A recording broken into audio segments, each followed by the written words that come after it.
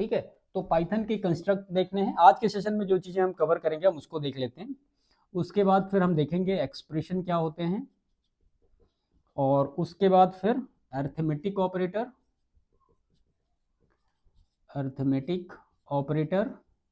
और फिर इसी में आ जाएगा रिलेशनल ऑपरेटर, और फिर आ जाएगा लॉजिकल ऑपरेटर। ठीक है, लॉजिकल ऑपरेटर, और उसके बाद फिर इसी में आ जाएगा बिटवाइज ऑपरेटर, और फिर उसके सबसे लास्ट में आएगा कंडीशनल ऑपरेटर।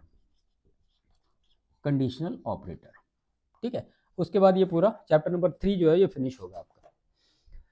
तो सबसे पहले तो कंस्ट्रक्ट देखेंगे। देखिए यहाँ से कभी इंटरव्यू में ऐसे बेसिक प्रश्न नहीं पूछे जाते, लेकिन प्रोग्रामिंग के लिए आपको जानना नेसेसरी है। एक्सप्रेशन क्या होते हैं, arithmetic operator, relational, logical, bitwise, ये जो हैं इतने, ये सारे तो मोस्टली नहीं ही पूछे जाते हैं, लेकिन फिर वही बात कि मतलब प्रोग्रामिंग में आपको इनको जानना जरूरी है।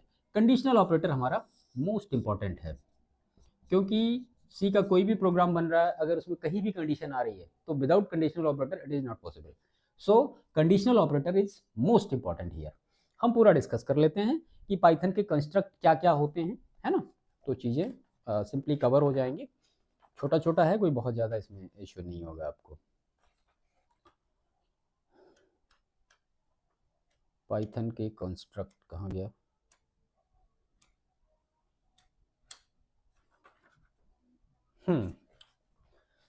तो इसको हम मिटा देते हैं, है ना, इसको मिटा देते हैं, फिर वन बाय वन लिखते रहेंगे। सबसे पहले कंस्ट्रक्ट देखते हैं, छोटे छोटे सेशन है, कोई बहुत ज़्यादा इशू इसमें नहीं आएगा आपको। सबसे पहला इसमें आता है असाइनमेंट ऑपरेटर। असाइनमेंट ऑपरेटर क्या होते हैं भाई, तो असाइनमेंट ऑपरेटर ऐसे लिखा जाता है, इसी को हम कहते हैं असाइनमेंट ऑपरेटर। इसका मतलब ये हुआ कि कोई भी वैल्यू को किसी भी वेरिएबल में ये असाइन कर देता है। अब प्रश्न उठता है कि वेरिएबल क्या होते हैं, तो वेरिएबल मतलब जिनकी वैल्यू जो है वो वेरी कर रही हो। सपोज करिए x में अभी मेरा मन कर रहा है मैं 2 रख दूं, x इक्वल टू 2 कर दूं, x की वैल्यू 2 हो जाएगी। आपने कहा कि नहीं 2 नहीं अच्छा लग रहा है, यहाँ पे 10 कर दो, ठीक है 10 कर दो, क्या फर्क पड़ता है, अभी x की वैल्यू 10 हो गई। तो यहाँ पे x की वैल्यू क्या है, ये चेंज हो रही है, वेरी कर रही है, एक value to one value to another variable, इसीलिए इसको कहा जाता है वेरिएबल।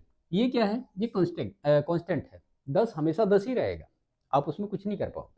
ठीक है, और ये बीच का क्या है, ये असाइनमेंट ऑपरेटर है। यानी ये कह रहा है ऑपरेटर, ये क्या बोल रहा है ऑपरेटर, कि ये जो 10 की वैल्यू है ना इसको x में रख दो। इक्वल का मतलब असाइनमेंट ऑपरेटर। ये जो डबल इक्वल होता है लैंग्वेज में, इसको हम कहते हैं क्या, कंपैरिजन ऑपरेटर, इसको बोलते हैं कंपैरिजन ऑपरेटर। अब ये क्या करेगा भाई, ये करेगा कि ये देखेगा कि इसके जो दोनों ऑपरेंड हैं, ऑपरेंड का मतलब जैसे किसी भी चीज पे जो लगते हैं, जैसे मान लिया यहाँ पे प्लस है, तो प्लस 2 ऑपरेंड पे काम करता है। 2 ऑपरेंड का मतलब एक ऑपरेंड ये हो जाएगा और एक ऑपरेंड ये हो जाएगा, तभी प्लस का मतलब होगा। आपने लिख दिया +2, इसका मतलब क्या है, कुछ नहीं है। अगर यहाँ पे आपने 1 लिख दिया तो इसका वैल्यू 3 आपको मिल जाएगा, है ना। तो प्लस एक ऐसा ऑपरेटर है जो 2 ऑपरेंड पे काम करता है, इसीलिए इसको हम बाइनरी ऑपरेटर कहते हैं। 2 टाइप के ऑपरेटर प्रोग्रामिंग लैंग्वेज में आपको मिलेंगे, खैर वो आगे डिस्कस करेंगे, लेकिन अब आ गया तो यहीं पे देख भी लीजिए इसको भी। सबसे पहला होता है यूनरी ऑपरेटर क्या होते हैं, और बाइनरी ऑपरेटर क्या होते हैं। यूनरी ऑपरेटर ऐसे ऑपरेटर होते हैं जो एक ऑपरेंड पे काम करते हैं, और बाइनरी ऑपरेटर ऐसे ऑपरेटर होते हैं जो 2 ऑपरेंड पे काम करते हैं। Suppose example, plus, minus, multiply, ये सब क्या है, ये सब बाइनरी ऑपरेटर है, क्योंकि इनके लिए 2 ऑपरेंड होने जरूरी है। Unary operator, increment, increment operator क्या है, ये एक यूनरी ऑपरेटर है, मतलब अगर आपने लिख दिया ++2 तो इसका मतलब ये हो, इसकी वैल्यू कितनी आएगी, 3। ठीक है, ऐसे ही डिक्रीमेंट ऑपरेटर भी एक यूनरी ऑपरेटर है। नॉट ऑपरेटर जिसको हम कहते हैं, वो भी हमारा एक यूनरी ऑपरेटर है, क्योंकि इसके लिए भी एक ही ऑपरेटर की जरूरत पड़ती है। तो ये चीजें थोड़ा सा समझिएगा। तो ये असाइनमेंट ऑपरेटर आपको समझ में आया होगा, कंपैरिजन ऑपरेटर आपको समझ में आया होगा क्या है। ठीक है, तो इसके बाद इसमें ज़्यादा कुछ है भी नहीं, एक प्रोग्राम लिखा हुआ है, a = 10 कहिए तो लिख दो, a = 10 लिखा हुआ है, b = ए लिखा हुआ है, और इसके बाद इनने प्रिंट करा दिया किसको, बी को, है ना, प्रिंट करा दिया इन्होंने बी को। हाँ ठीक है, ये 3 लाइन का प्रोग्राम है। आप आईडीएलई में जाके इसको टाइप करिएगा, इसका आउटपुट देखिएगा क्या हो रहा है, ठीक है। और मैं बता दूं आपको इसका आउटपुट क्या होता है। देखिए ए बराबर 10 है, तो ये क्या करेगा, बी में ए की वैल्यू पुट करेगा, बी में ए की वैल्यू असाइन कर रहा है, तो यहाँ पे इसका आउटपुट क्या आएगा, 10 आएगा, सिंपल सी बात है, खत्म। चलिए, तो ये हो गया यहाँ पे फिनिश। छोटी छोटी चीज़ें हैं जो कि जाननी चाहिए, यही सब चीज़ें आगे चल के बेस बनाएंगे आपका, है ना। इसके बाद इसमें एक चीज़ है एक्सप्रेशन। एक्सप्रेशन क्या होता है, ठीक है। इसके डेफिनेशन के हिसाब से आप जाएंगे तो इसमें लिखा है expression are used to obtain the desired intermediate और फाइनल रिजल्ट। मतलब ये हुआ कि अगर 2-3 ऑपरेटर, 2-3-4 ऑपरेंड को मिला के कोई एक बड़ा सा वैल्यू लिखा जाए तो उसी को हम एक्सप्रेशन कहते हैं। जैसे हमने लिख दिया 2 + 5 डिवाइड बाई 5 मल्टीप्लाई बाई 4। अब ये क्या है, ये एक एक्सप्रेशन है, ठीक है। तो इस तरह से जो भी चीज़ें आएंगी उनको हम एक्सप्रेशन कहेंगे। प्रोग्राम बना के आप चेक कर लेना, ये भी आपको मिल जाएगा, छोटी छोटी चीज़ें, कोई बहुत बड़ा इशू नहीं इसमें। इसके बाद आता है अर्थमेटिक ऑपरेटर, ARITHMETIC।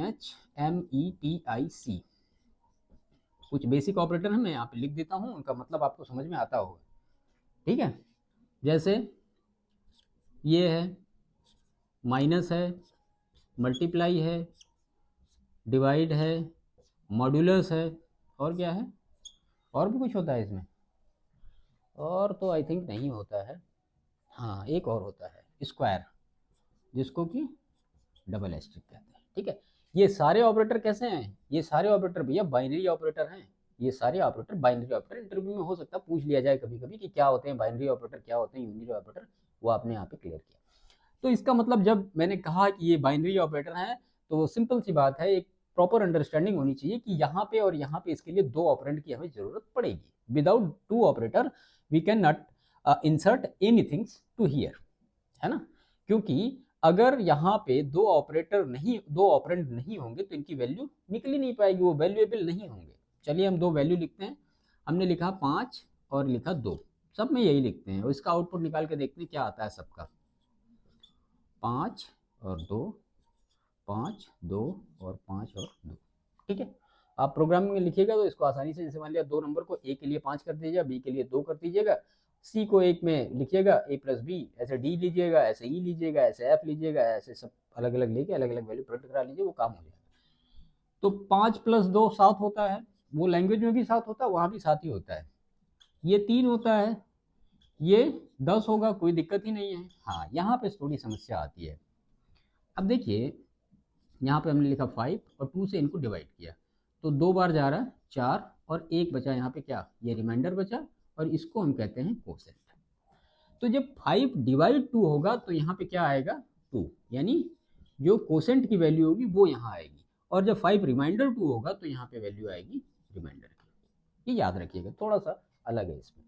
जब डिवाइड आएगा तो कोसेंट आएगा, जब रिमाइंडर मतलब मॉड्यूलस होगा तो यहाँ पे रिमाइंडर आएगा, ओके।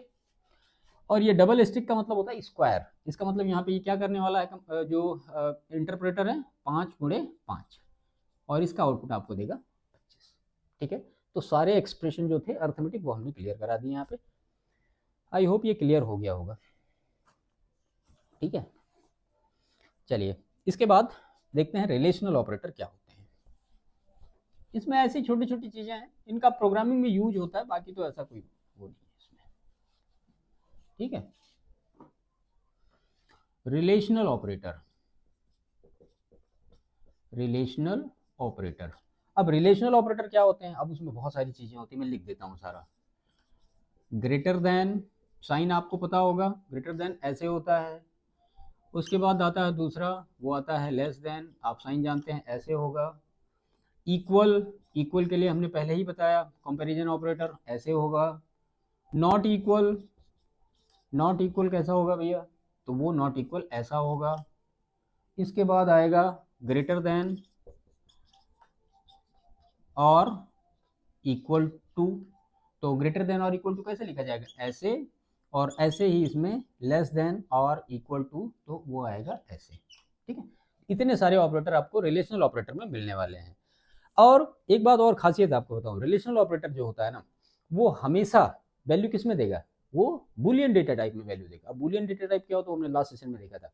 बुलियन एक ऐसा डेटा टाइप होता है पाइथन में जिसके सिर्फ दो आउटकम आते हैं, एक तो ट्रू आता है या तो एक तो फॉल्स आता है, अगर आपको याद आ रहा होगा तो। ठीक है, तो यहाँ पे आउटपुट ट्रू और फॉल्स, इसके अलावा कुछ नहीं मिलने वाला। सपोज करिए हमने किया 5 इज ग्रेटर देन 2, अब ये क्या कहेगा, ये कहेगा हाँ या नहीं, इसके अलावा और कुछ बोलने की इसमें हैसियत नहीं है ना। तो 5 इज ग्रेटर देन 2 सही है, बिल्कुल ट्रू करेगा। ठीक है, अगर यहाँ पे किया गया 5 इज लेस देन 2, नहीं ऐसा नहीं है भाई, तो ये फॉल्स हो गया, है ना।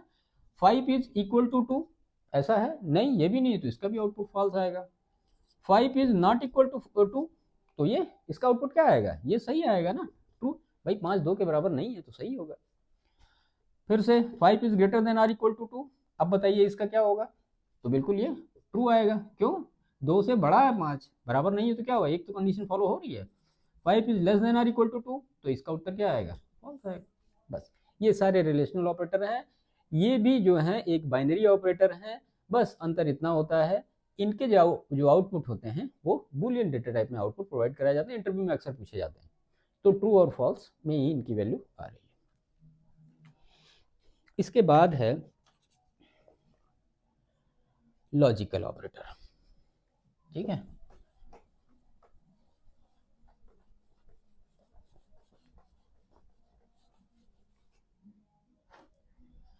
लॉजिकल ऑपरेटर क्या होते हैं, लॉजिकल ऑपरेटर ये तीन होते हैं, और एंड और नॉट। ठीक है, तो तीन ऑपरेटर ऐसे होते हैं जो कि लॉजिकल ऑपरेटर होते हैं।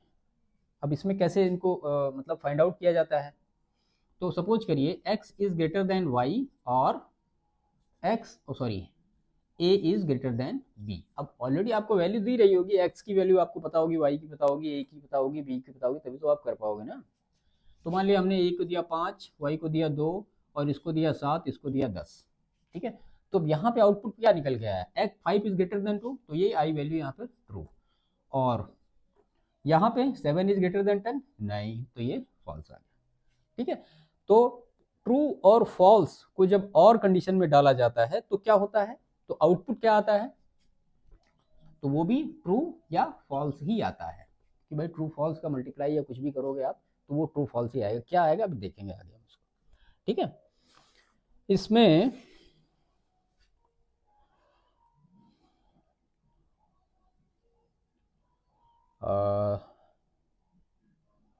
एक मिनट रुकिएगा जरा। 5 इज ग्रेटर देन 10, एक फॉल्स हो जाएगा सिंस। ठीक है, इसके बाद सपोज करिए यही सेम थिंग्स जो है आप एंड ऑपरेटर में ले लीजिए, ए इज ग्रेटर देन बी, पूरा जो नंबर्स हैं यही आप करिए, तो ट्रू एंड फॉल्स। अब इसका आउटपुट क्या आएगा अभी देखते हैं। और जो नॉट ऑपरेटर होता है हमने आपको पहले ही बताया, ये एक यूनिटरी ऑपरेटर होता है, तो इसके लिए नंबर ऑफ ऑपरेंड कितना चाहिए, 1 चाहिए, है ना। तो ये नॉट एक्स ऐसा करेगा। अब इसकी वैल्यू क्या होगी वो भी हम देखेंगे। अब ये भी ट्रू या फॉल्स में जो भी दे, लॉजिकल ऑपरेटर जितने हैं वो सारे ट्रू फॉल्स में ही देंगे। अब देखिए और एंड का कंसेप्ट क्या होता है। और का मतलब होता है किसी भी वैल्यू को ऐड करना, एडिंग।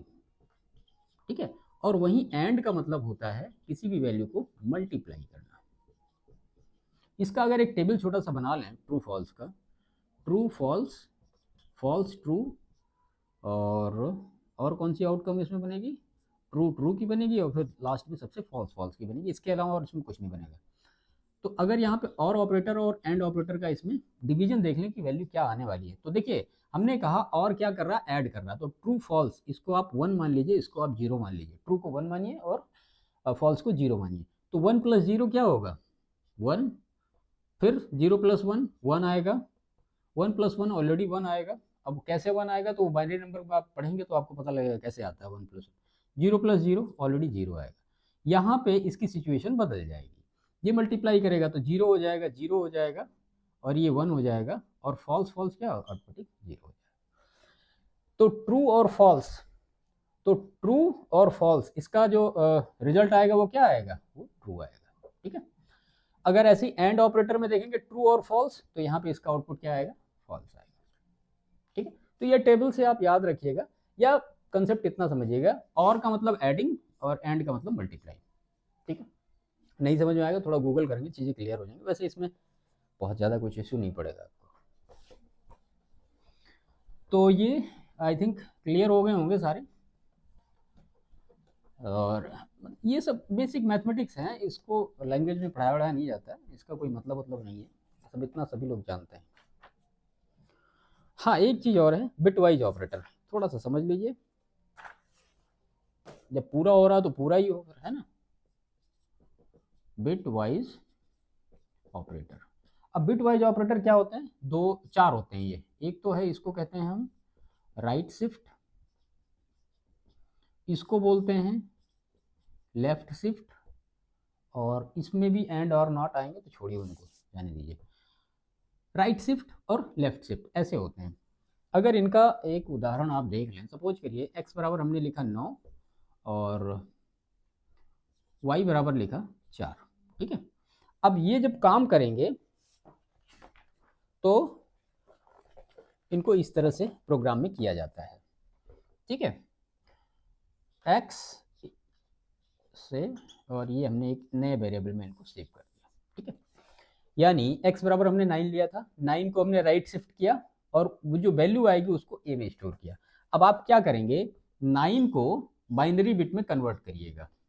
ठीक है, बाइनरी बिट में जब इसको कन्वर्ट करेंगे तो इसका जो बाइनरी आएगा वो आएगा 0000 और 1001। आप इसको एक डिजिट, सॉरी यहाँ पे 1 होगा, क्योंकि जो शिफ्टिंग होगी वो 1 2 इस तरह से होगी, तो 1 की शिफ्टिंग हो रही है, तो ये जो 1 यहाँ पे लिखा गया है ना, ये लास्ट वाला, इसको आप हटा देंगे। ठीक है, और ये यहाँ पे 0 आ जाएगा, तो इसका जो कंप्लीट वैल्यू हो जाएगा 0 1 0 इस तरह से। ठीक है, तो इसका जो बाइनरी आएगा वो आप यहाँ पे रख लीजिएगा। तो ये है बिटवाइज ऑपरेटर, कभी पूछा नहीं जाता लेकिन जानना चाहिए। तो जब भी अगर लेफ्ट शिफ्ट करना है आपको, तो इसी हिसाब से, अगर मान लिया हमें लेफ्ट शिफ्ट इसको करना होता तो क्या करते हैं हम, इस जो 1 है यहाँ पे एक 0 बढ़ा देते, और यहाँ पे राइट शिफ्ट में यहाँ पे 1 था तो हमने यहाँ पे 0 बढ़ा दिया, इस तरह से। ये सब पूछा नहीं जाता कभी। चलिए, इसके बाद सबसे लास्ट में और सबसे इंपॉर्टेंट चीज, कंडीशनल स्टेटमेंट, जो कि आपको जाननी चाहिए, बहुत महत्वपूर्ण है, वो आना चाहिए। कंडीशनल स्टेटमेंट या ऑपरेटर या जो भी आप कहिए, सी में इसको कंडीशनल स्टेटमेंट या इस तरह से बोलते हैं। 2 मिनट सुन लीजिए। सपोज करिए आप कहीं जाना चाहते हैं, ठीक है, लेकिन आपके मन में ये भी आ रहा है कि अगर मान लिया बाहर पानी बरसने लगा तो क्या होगा, या आप ये सोच रहे हैं कि आपके पास बाइक है, आप जा रहे हैं, और आपके ये दिमाग में आ रहा है कि अगर मान लिया मेरी बाइक खराब होगी तो फिर क्या होगा। तो ऐसी सिचुएशन में 2 आउटकम्स निकल के आएंगे आपके पास। जहाँ पे आप जाना चाहते थे वहाँ पे आप नहीं पहुँचेंगे, या आप ये होगा कि आप घर से ना निकले, मतलब जहाँ पे आपको जाना था आप पहुँचेंगे, या जहाँ पे आपको जाना था आप नहीं पहुँचेंगे। सिर्फ 2 आउटकम आपके पास निकल के आए। इसी को हम कंडीशनल ऑपरेटर कहते हैं। जब भी किसी भी चीज़ को किसी कंडीशन में बाउंड कर दिया जाए उसको हम कंडीशनल ऑपरेटर कहते हैं।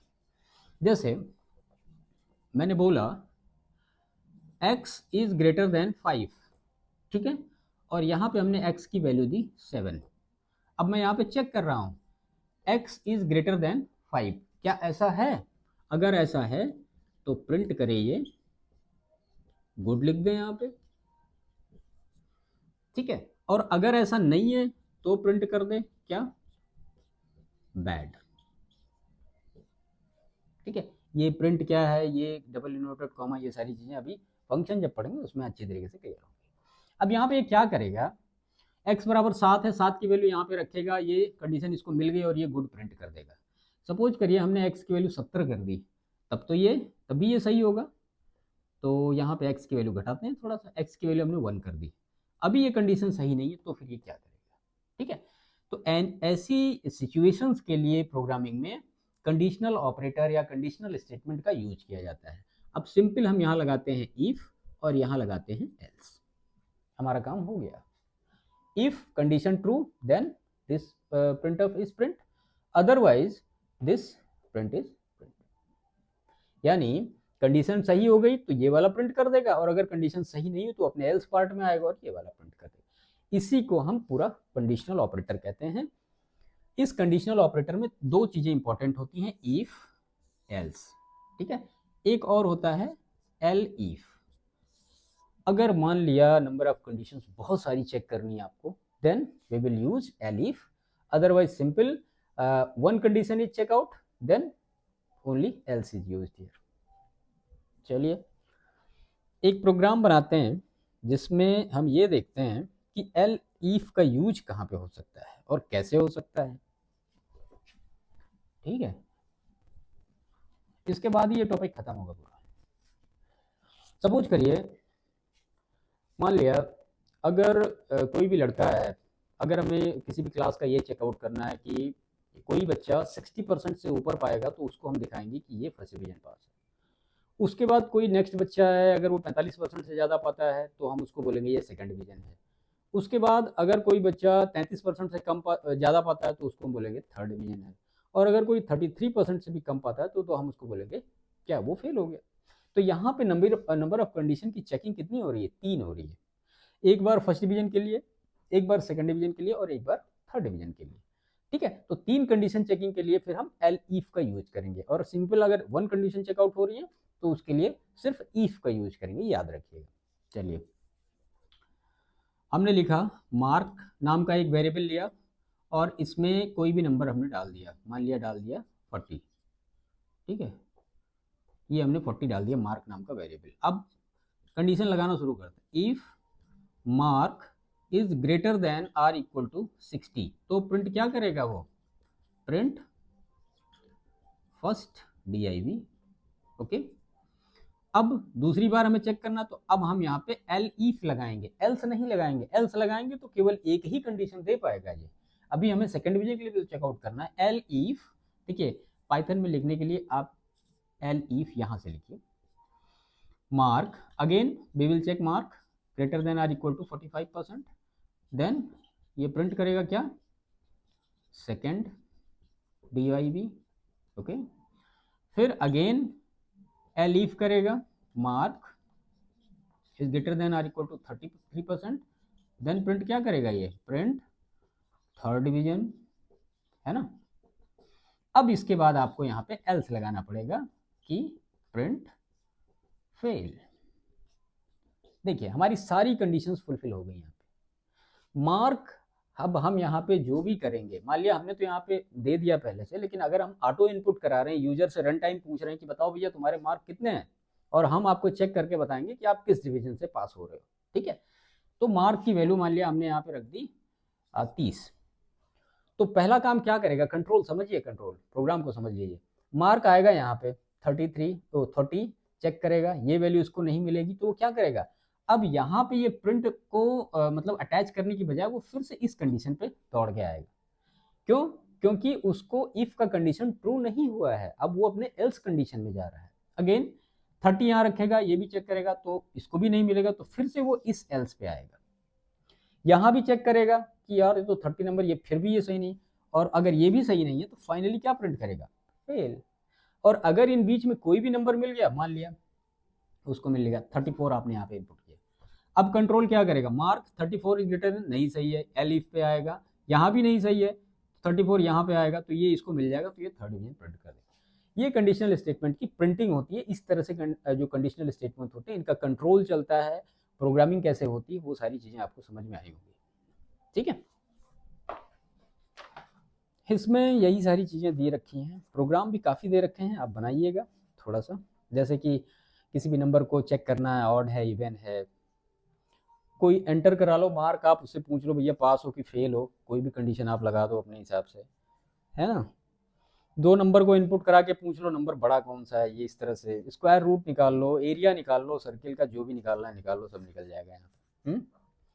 नेस्टेड ईफ हमने आपको बता दिया, जो नेक्स्टेड ईफ होते हैं इसी को हम कहते हैं नेक्स्टेड ईफ, मतलब जो नंबर ऑफ कंडीशंस हैं मेनी टाइम्स अगर अकर हो रही हैं तो उसको हम कहते हैं नेक्स्टेड ईफ, यानी ईफ एल्स, ईफ बहुत जगह आ रहे हैं, एल्स भी आ रहे हैं, इस तरह से, ठीक है।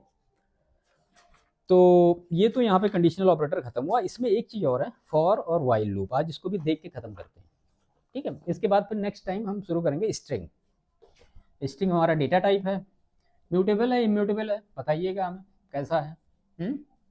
कैसा है, नहीं पता, चलो कोई बात नहीं। देखिए दो टाइप की लूपिंग होती है, एक तो फॉर लूप का यूज होता है यहाँ पे और दूसरा वाइल लूप का यूज होता है यहाँ पे, ठीक है। डू वाइल का यहाँ पे यूज नहीं होता है, डू वाइल का यूज नहीं होता है। अक्सर इंटरव्यू में पूछते हैं कि डू वाइल को पाइथन से हटा, सी लैंग्वेज से हटा क्यों दिया गया, ठीक है। तो देखिए फॉर और वाइल की जो कॉम्प्लेक्सिटी है, यानी रन टाइम है उनका, रन करने का जो टाइम है, जैसे मान लिया आपने कोई इनपुट दिया, वो आउटपुट करके आपको आउटपुट प्रोवाइड करें, वो जो बीच का समय होता है इसको हम रन टाइम कहते हैं, वो डू वाइल का बहुत ज़्यादा था। इसी वजह से पाइथन में डू वाइल को हटा दिया गया। और वाइल है और फॉर है, वैसे भी डू वाइल के जितने भी काम हैं वो सारे वाइल कर सकता है। और सी लैंग्वेज की कॉम्प्लेक्सिटी को हटाने के लिए ही पाइथन को लाया गया है।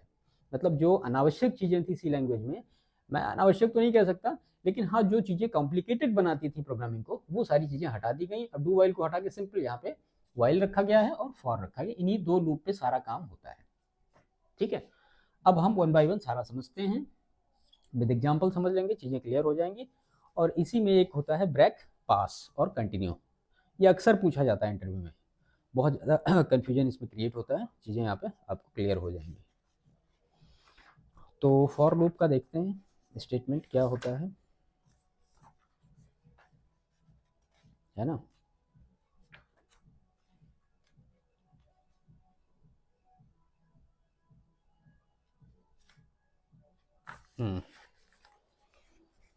प्रोग्रामिंग सिंटैक्स लिखने के लिए फॉर, और वेरिएबल आप यहाँ पे डालोगे, वेरिएबल, और इन सीक्वेंस क्या होता है अभी देख लेते हैं।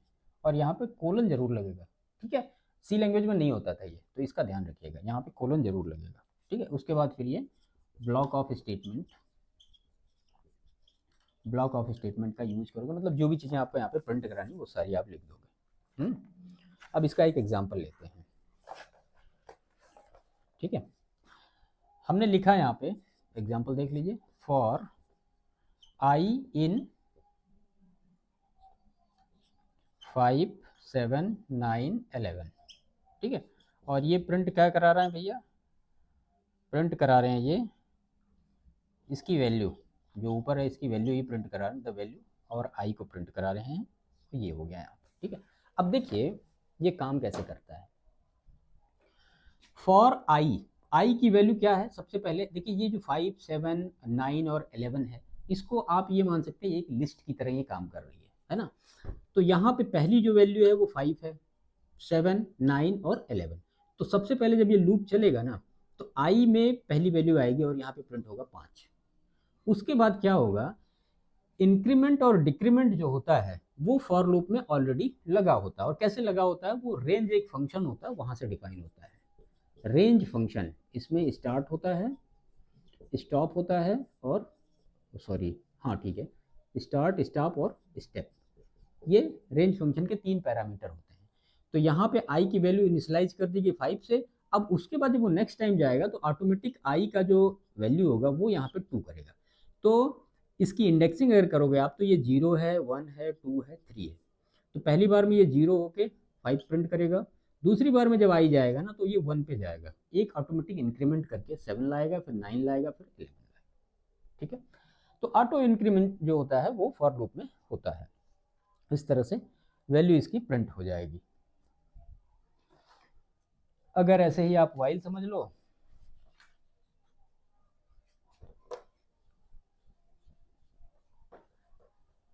देखिए डिटेल में चीज़ें अच्छी तरीके जो समझ में आएंगी वो तो प्रोग्रामिंग करने के बाद ही आपको क्लियर हो पाएगा, क्योंकि ऐसे अब वाइल में क्या होता है, यहाँ पे आ जाती है कोई कंडीशन और यहाँ पे आप ब्लॉक करते हैं किसी मतलब क्या कहते हैं, ब्लॉक ऑफ स्टेटमेंट डालोगे जो आपका प्रिंट होने वाला है, और उसके बाद ये प्रोग्रामिंग हो जाएगा। इतना ही होता है इसमें, यहाँ पे इंक्रीमेंट और डिक्रीमेंट होता है ना। अब चलिए एक प्रोग्राम लिखते हैं इससे। हमने लिखा I equal to 1 while I is less than or equal to 10, ठीक है। डू की टेबल हम लिख रहे हैं, 2 मल्टीप्लाई बाई आई, प्रिंट करा दिया हमने किसको, टी को, ये हमने टी को प्रिंट करा दिया, ठीक है। और यहाँ पे लिख दिया I equal to I plus one. Control समझिए प्रोग्राम का, I equal to one, one यहाँ आएगा, one is less than or equal to 10, condition सही है, यहाँ पे आएगा और ये 2 में 1 का मल्टीप्लाई करेगा और प्रिंट करेगा 2। नीचे आएगा, आई की वैल्यू को 1 बढ़ा देगा तो आई की वैल्यू अगेन 2 हो जाएगी, फिर यहाँ 2 हो जाएगा, फिर से चेक करेगा और अगेन ये चेक करेगा, गुणा करेगा 2 और ये हो जाएगा 4। इस तरह से कब तक किया जाएगा?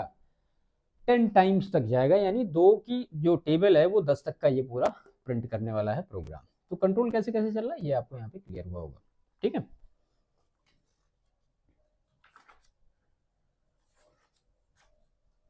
उसके बाद यहाँ पे एक चीज और समझ लेते हैं, इसको मिटा दूं।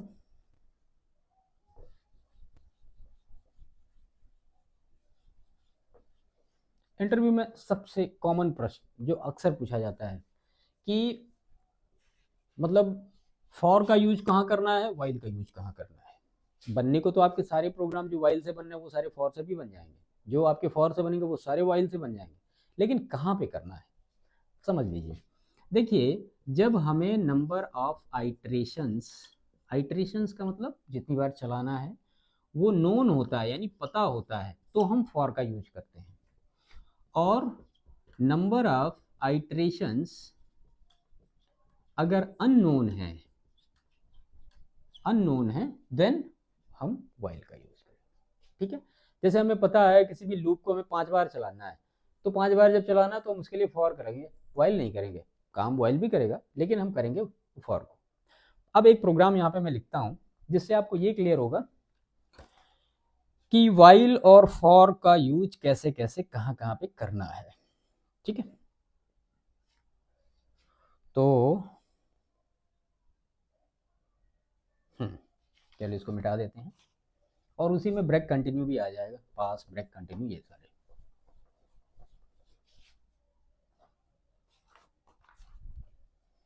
हमने लिखा x इक्वल टू 0। देखो सी में क्या है ना, यहाँ पे लिखना पड़ता था इंटीजर है, फ्लोट है, डबल है, कुछ नहीं।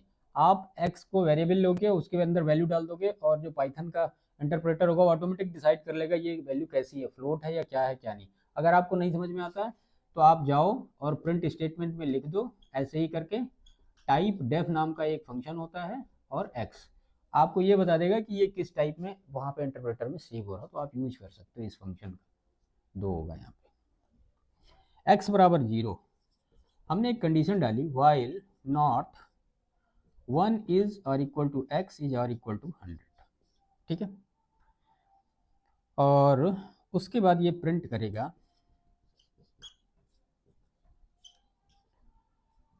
वैलिड नंबर x को ये प्रिंट करने वाला है, ठीक है। अगर इस तरह से नहीं हो पा रहा ये तो क्या करेगा, ये यहाँ पे ये इनपुट लेगा और ठीक है ये इस तरह से आएगा। अब इसको देखते हैं, प्रोग्राम को समझते हैं। देखिए यहाँ पे x बराबर 0 है तो ये 0 आएगा, 1 इज इसके बराबर है तो ये नंबर आपका यहाँ पे प्रिंट हो जाएगा, ठीक है। अब मान लिया कोई आदमी है, आप इसको रन टाइम के लिए एग्जीक्यूट करा रहे हो और यहाँ पे तो हमने दे दिया x बराबर 0, मान लिया हमने x बराबर 200 लिख दिया, तब ये क्या करेगा प्रोग्राम, अब यहाँ पे आएगा, ये कंडीशन तो चेक नहीं है ना, कंडीशन सही कहाँ हो पाएगी, 200 जो है इससे जो है बड़ा होगा, 100 से छोटा कहाँ है, तो ये कंडीशन ट्रू नहीं होगी। अब ये क्या करेगा प्रोग्राम, तो जानते हैं क्या करेगा ये प्रोग्राम, ये प्रोग्राम फिर से ये इसी वैल्यू को लेने के लिए वहां पे पहुंच जाएगा, हमेशा आप पहुंच जाएगा। अब जब इसी तरह से मैं कह रहा हूं कि जब ये इस तरह से ये नंबर्स हमें पता नहीं होते हैं, हम थोड़ा सा इसको प्रोग्राम को और एक्सटेंड कर देते हैं, इसकी रन टाइम वैल्यू लिखते हैं तो चीजें आपको क्लियर हो जाएंगी। x equal to I N T, इसको बाद में हम समझ लेंगे कि मैं ऐसा क्यों लिख रहा हूं अभी। Input please enter number between 1 to 100, ये मैसेज आएगा। जब आप इस प्रोग्राम को रन कराओगे तो वहाँ पे लिखा रहेगा please enter number between 1 to 100। अब किसी को शरारत सूझी, उसने 200 इनपुट कर दिया, ठीक है भाई 200 इसके रेंज में नहीं आ रहा, तो ये क्या करेगा, ये फिर से जाएगा, फिर नीचे लिखा रहेगा आपके प्लीज एंटर नंबर 1 to 100। अब आपको नहीं पता है कि कोई यूजर कितनी बार ऐसा होगा कि वो 1 से 100 के बीच में एंटर ही ना, मान लो 50 बार नहीं करेगा तो तो बार बार यही करेगा, है ना। तब इन सब सिचुएशंस के लिए हम व्हाइल लूप का यूज करेंगे। क्लियर हो गया। अब यहाँ पे अगर इस प्रोग्राम को आपको फॉर लूप से बनाना है, तो जब फॉर लूप से आप बनाओगे तो आपको यहाँ पे एक लिमिटेशन देनी पड़ेगी। कैसे, वो देख लेते हैं। फॉर आई इन रेंज, अब यहाँ पे आपको रेंज देनी पड़ेगी 4, ठीक है। x equal to I N T, वही इनपुट वाला पूरा फंक्शन जो ऊपर लिखा है ये वाला यहाँ पे आ जाएगा, सब सेम, ठीक है। कंडीशन डाला हमने 1 is less than greater than or equal to 100, और यहाँ पे इसको प्रिंट करेगा, ये लिखा रहेगा वैलिड नंबर, और ये x आ जाएगा यहाँ पे, और ये ब्रेक करेगा, और एल्स में आएगा और यहाँ पे लिखा रहेगा print invalid number, invalid number try again, ठीक है। भाई आप नंबर सही इनपुट नहीं करोगे तो लिख के तो कोई ना कोई मैसेज आपको यूजर के लिए पास करना पड़ेगा ना। अब देखिए यहाँ पे क्या होगा, ये फॉर है, ये वाइल है, ऊपर वाला प्रोग्राम वाइल से लेता, अभी फॉर। अब यहाँ पे ये क्या कर रहा है, आप एक नंबर ऑफ स्पेसिफिक टास्क उसको प्रोवाइड कर रहे हो कि ये काम सिर्फ 4 बार होगा, 4 बार के ये बाद प्रोग्राम ऑटोमेटिक ब्रेक हो जाएगा। लेकिन ये प्रोग्राम 4 बार के बाद ब्रेक नहीं होगा, ये 100, 200, 1000 बार चलता रहेगा, ठीक है। इसीलिए मैंने कहा कि फॉर का हम यूज वहां पे करते हैं जहां पे हमें नंबर ऑफ आइटरेशंस पता होते हैं, और वाइल का यूज हम वहां पे करते हैं जहां हमें नंबर ऑफ आइटरेशंस नहीं पता होते हैं। आई होप ये क्लियर हो गया होगा, ठीक है।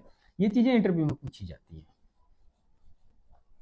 चलिए एक छोटी सी चीज इसमें बची, उसके बाद इसको फिनिश करते हैं।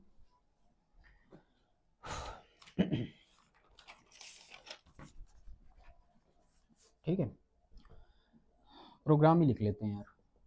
List 1 equal to range 8, range तो समझ में आ रहा है ना, फंक्शन है, रेंज नाम का एक फंक्शन है। फॉर x इन लिस्ट 1, ठीक है। If x is equal to 4, break, एक इसी के इक्विवेलेंट कंटिन्यू आए, और इसी के इक्विवेलेंट एक आए पास। ये तीनों स्टेटमेंट बहुत इंपॉर्टेंट है। प्रिंट x, चलिए समझते हैं। देखिए हमने लिस्ट 1 में 8 तक की वैल्यू रेंज कराई। एक लिस्ट है, इसका मतलब इसकी इंडेक्सिंग 0 से शुरू होगी, डेटा टाइप में आपको सारा मिलेगा। तो इसकी वैल्यू क्या होगी, यहाँ पे 0 होगा, 1 होगा, 2 होगा, 3 होगा, 4 होगा, 5 होगा, 6 होगा, 7 होगा, ठीक है। 8 नहीं आएगा, एक कम ही जाता है, ठीक है। नंबर आप टोटल देखेंगे तो आपको 8 ही मिलेंगे, लेकिन यहाँ पे इस तरह से इसको इंडेक्सिंग करी जाएगी। अब x बराबर x जो है वो लिस्ट 1 में है, तो x बराबर पहले 0 होगा, 0 को आके यहाँ पे चेक करेगा, और ये क्या करेगा, प्रिंट करेगा 0 को, ठीक है।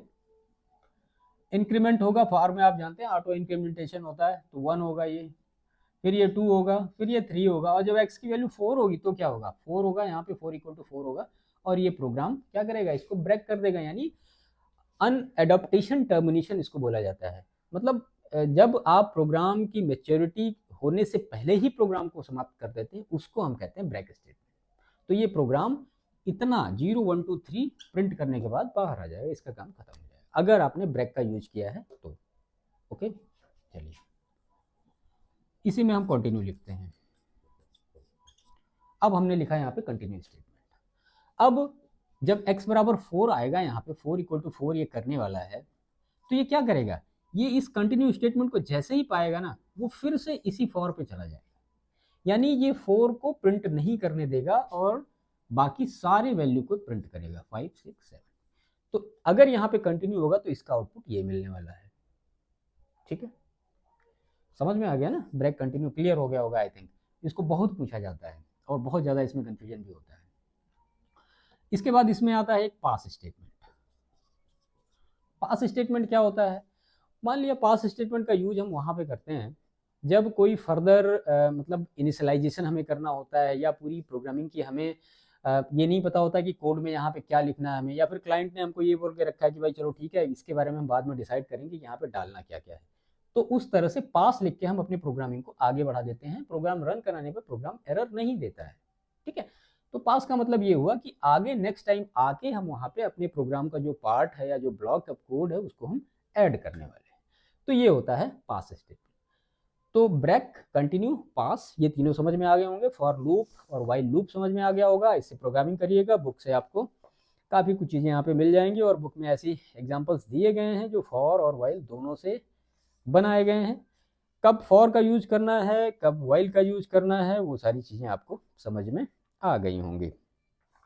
ठीक है, एक फंक्शन इस बुक में दिया गया है असर्ट नाम का, इसको भी यही देख लीजिए, पूछ ही लें अगर तो असर्ट फंक्शन क्या होता है, असर्ट फंक्शन किस चीज़ के लिए होता है। ठीक है, ये इसलिए बेसिकली होता है कि जैसे मान लिया इसमें लिखा हुआ है assert statement is used to check the whether a condition or logical expression is true or false। मतलब अगर आपने कोई भी कंडीशन दे रखी है वहां पे और वो कंडीशन ट्रू है या फॉल्स है, इसके लिए assert स्टेटमेंट का यूज होता है। तो सिंपल आप याद रखिए, कंडीशन को चेक करने के लिए इसका यूज होता है, कंडीशन चेकिंग, assert स्टेटमेंट का यूज होता है।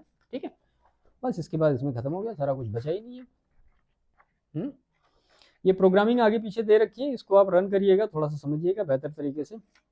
और इसमें प्रोग्राम भी दिए गए, लैब की एक्सरसाइज दिए गए, फिबोनाची है, क्यूब निकालना नंबर्स का, और बहुत सारी चीज़ें दी गई, तो इनको थोड़ा सा करिएगा तो चीज़ें क्लियर हो जाएंगी। देखिए यहाँ तक का जो पाइथन है ना, ये पाइथन बेसिक पाइथन था, लेकिन ये बेस है। अगर ये आपको नहीं पता तो आगे की प्रोग्रामिंग आपसे नहीं हो पाएगी। तो इसको थोड़ा सीरियसली पढ़िए, अच्छी तरीके से पढ़िए, प्रोग्रामिंग का एक्सरसाइज करिए, बुक से प्रोग्राम को ले करके अपने सिस्टम में, लैब में आप उनको रन कराइए, अच्छी तरीके से चीज़ों को बेहतर तरीके से समझिए। बाकी नेक्स्ट टाइम हम शुरू करेंगे स्ट्रिंग। Thank you.